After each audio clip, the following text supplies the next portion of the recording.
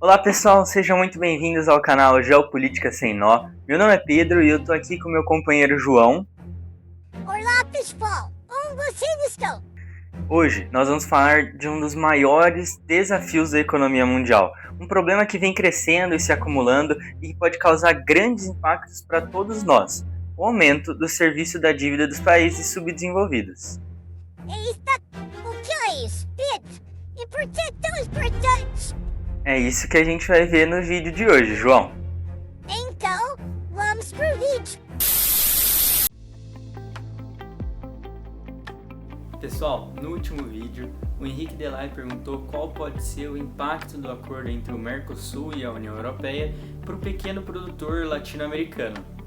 Bem, para esclarecer isso, a gente tem que lembrar que o grande produtor latino-americano ele é focado muito na produção de commodities, como soja, o milho, gado para corte, enquanto o pequeno produtor ele é mais voltado para hortifruti e produtos orgânicos. Atualmente, 70% do que chega na mesa dos consumidores brasileiros vem do pequeno produtor. Então, quando esse grande produtor se voltar para fora, pode ser que o pequeno produtor entre um pouquinho mais nesse mercado.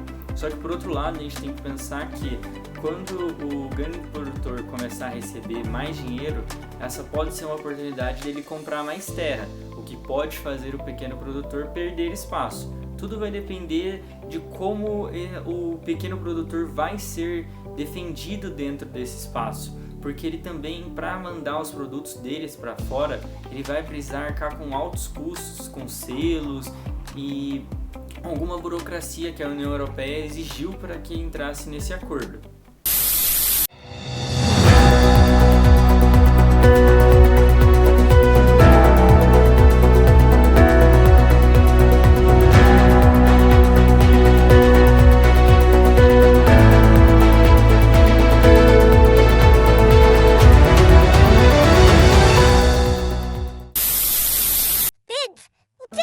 Serviço da dívida que você disse?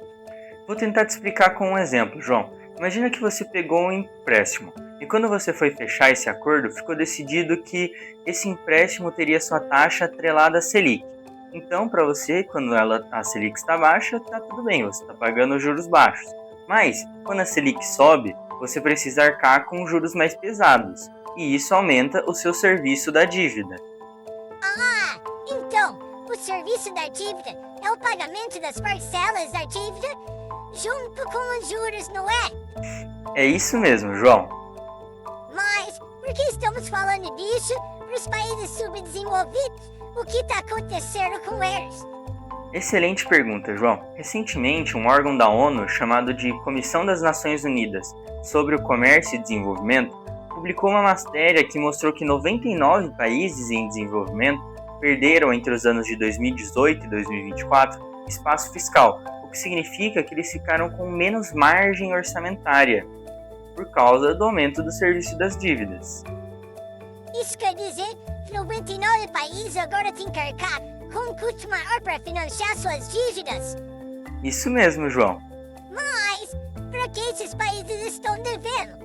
A dívida desses países tem origens variadas. A gente tem os credores privados, que são bancos comerciais e investidores que compram títulos de dívida pública, instituições multilaterais, como os empréstimos feitos pelo FMI ou Banco Mundial, e os credores bilaterais, que são quando os próprios países fazem empréstimos entre si. Entendi, Pedro. Mas por que esse serviço da dívida tem aumentado? Essa resposta é um pouquinho complexa, João, porque envolve mais de um fator. Vamos começar falando do risco. Vamos tentar entender o que é o risco através da ótica dos investimentos. Quando o investimento ele possui um risco muito alto, o que normalmente ele oferece em troca? Bem, para compensar um risco alto, o investimento oferece um retorno potencial elevado. E é exatamente esse ponto, João. Quando um país subdesenvolvido emite um título de dívida, eles precisam ter uma rentabilidade no mínimo mais alta do que os títulos de dívida dos países desenvolvidos. Investir em uma economia mais estável, mais desenvolvida, oferece uma segurança muito maior de que você vai ser remunerado no futuro. Por outro lado, quando você investe nos países subdesenvolvidos, esse risco de no futuro você ganhar um calote é maior. A gente tem alguns exemplos recentes de países subdesenvolvidos que deram calotes em títulos, como a Sri Lanka, a Etiópia e a Gana, que deram calotes nos Eurobonds. E o que é um Eurobond? Os Eurobonds são um título de dívida pública, João. Quando um governo emite ele pode vender no mercado financeiro com a promessa de que no futuro o governo vai devolver esse dinheiro acrescido de juros. Nossa, e qual o outro problema, Pedro? O outro problema, João, está vinculado ao aumento da taxa de juros dos países desenvolvidos. Mas qual a relação disso com o que a gente está falando? Isso tem a ver com o modo de funcionamento dos empréstimos feitos pelo Banco Mundial e pelo FMI e também aquilo que a gente falou antes, João. Quando o risco é maior, quando os países subdesenvolvidos aumentam suas taxas de juros, os países subdesenvolvidos também precisam aumentar essas taxas. Mas vamos começar explicando o que é o FMI. E o que é esse FMI, Pedro? FMI significa, João, Fundo Monetário Internacional. E aqui entra um ponto importante. O FMI funciona muito perto daquilo como a cooperativa funciona. E ela utiliza o DES, que é Direitos Especiais de Saque. E o 10 é a taxa de juros deles?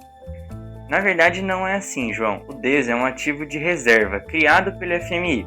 O FMI cobra uma taxa de juros baseada em moedas fortes, como o dólar, o euro, o renminbi chinês, o iene e a libra.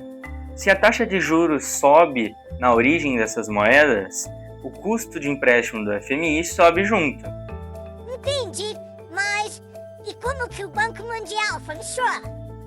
O Banco Mundial ele opera de uma forma mais parecida com um banco tradicional, João. Ele emite títulos de dívida para captar moedas dentro do mercado. Como o Banco Mundial ele possui uma avaliação muito boa e ele é um investimento extremamente seguro, ele consegue oferecer remunerações próximas das taxas básicas dos países desenvolvidos, como os Estados Unidos e países da Europa.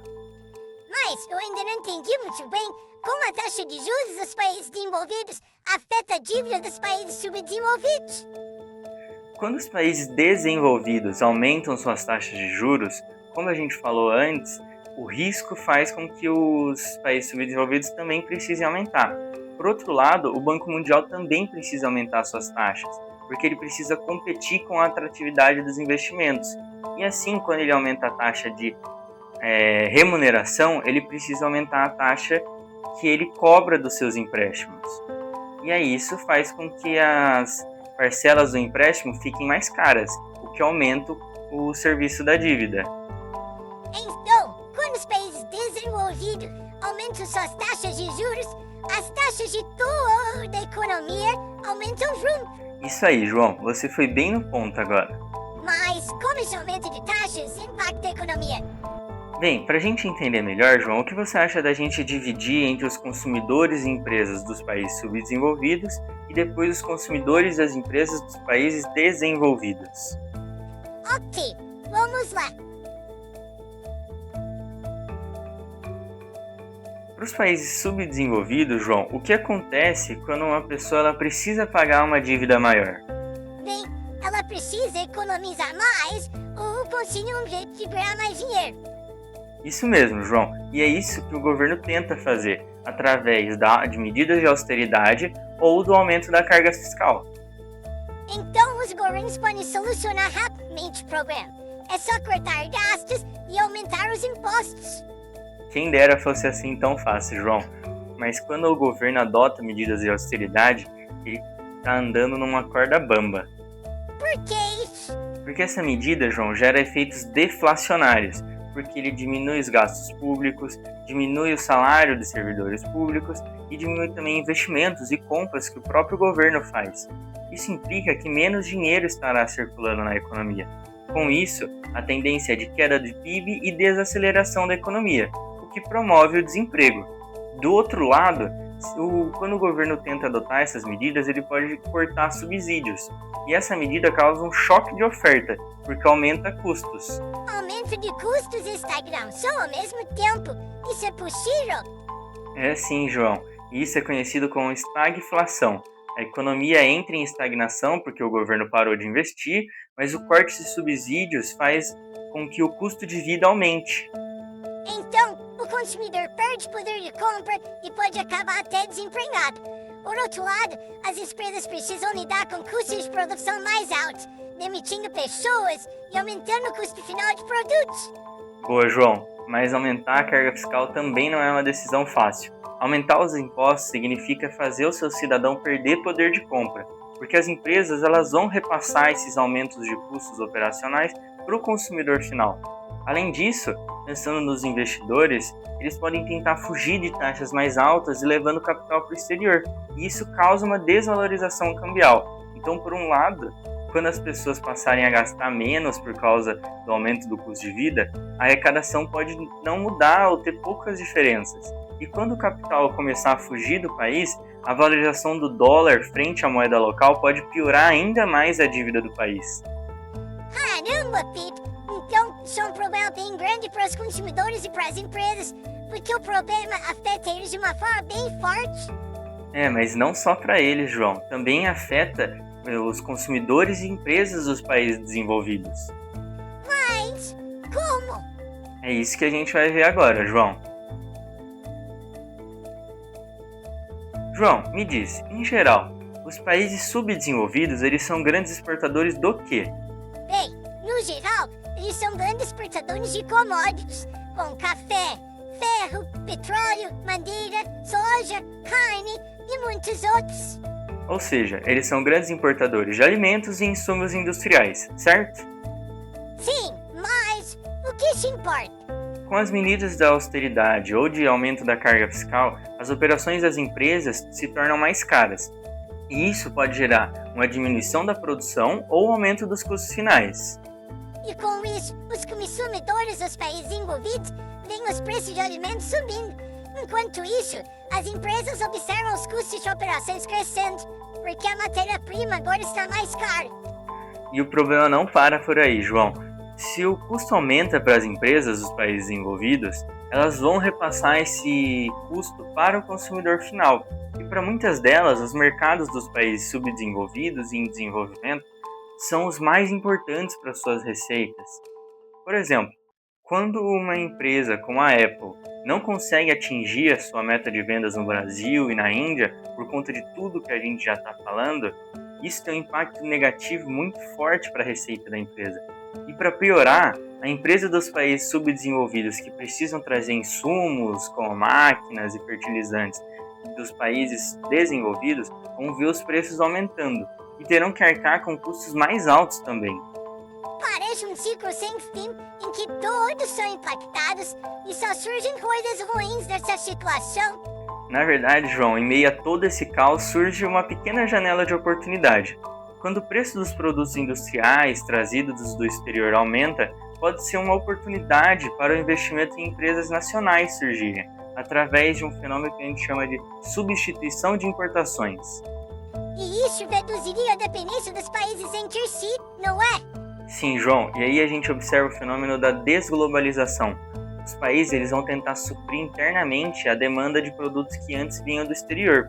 Por um lado, esse processo para os países subdesenvolvidos é difícil, porque envolve o desenvolvimento de uma indústria nacional com alta tecnologia, o que não precisa só de máquinas, mas também precisa de capacitação e grandes investimentos em educação. Por outro lado, para os países desenvolvidos, eles podem não ser capazes de substituir aquilo que eles precisavam exportar dos países subdesenvolvidos, porque talvez eles não tenham acesso a essas commodities que eles precisam para suas próprias indústrias.